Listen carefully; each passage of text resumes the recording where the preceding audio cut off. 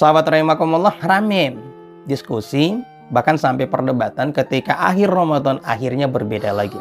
Ada yang berlebaran di hari Jumat, tapi nanti ada juga yang berlebaran di hari Sabtu. Malam ini sudah ada yang takbiran, tapi masih ada juga yang melanjutkan tarawehnya. Subhanallah, innalillah, na'udzubillah. Pertanyaannya sahabat, mungkin di negeri kita ini sudah biasa, tapi apakah kita pertahankan terus perbedaan ini?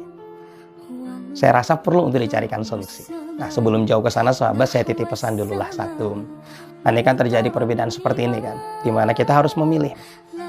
Maka ketika sahabat-sahabat rahimakumullah memilih, saya titip pesan, pilihlah berdasarkan ilmu. Jangan memilih hanya berdasarkan fanatisme, hawa nafsu, atau taklid buta. Pokoknya ikut deh.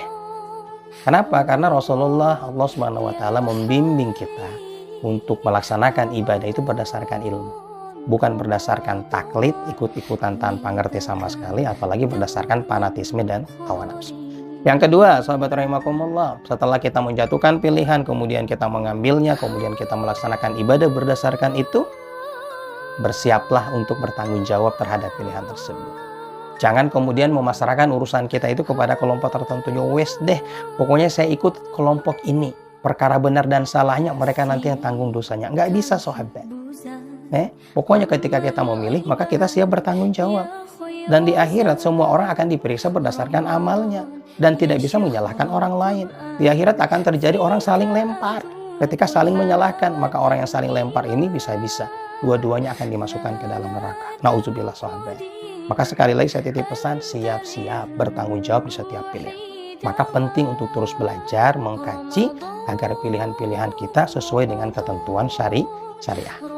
Dan yang terakhir sahabat rahimakumullah, kira-kira bagaimana nih dengan perbedaan ini? Apa dibiarkan terus berbeda? Sampai hari kiamat kita akan berbeda.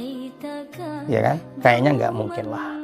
Kita harus punya optimisme untuk mencarikan solusi dari perbedaan ini. Sebagaimana ada ormas tertentu yang udah mulai mengkampanyekan perlu adanya namanya kalender global umat Islam.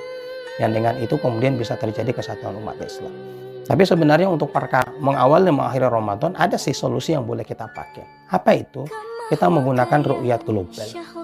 Sebagaimana yang diambil sebagai pendapat jumhur ulama, bahwa dimanapun bulan terlihat, sampai kepada kaum muslimin dimanapun, maka informasi tersebut boleh dijadikan sebagai landasan untuk memulai Ramadan atau mengakhiri Ramadan, atau untuk menetapkan satu Syawal. Dan saya rasa ini perkara yang boleh kita lakukan di era sekarang, di mana teknologi sangat mungkin kita berbagi informasi.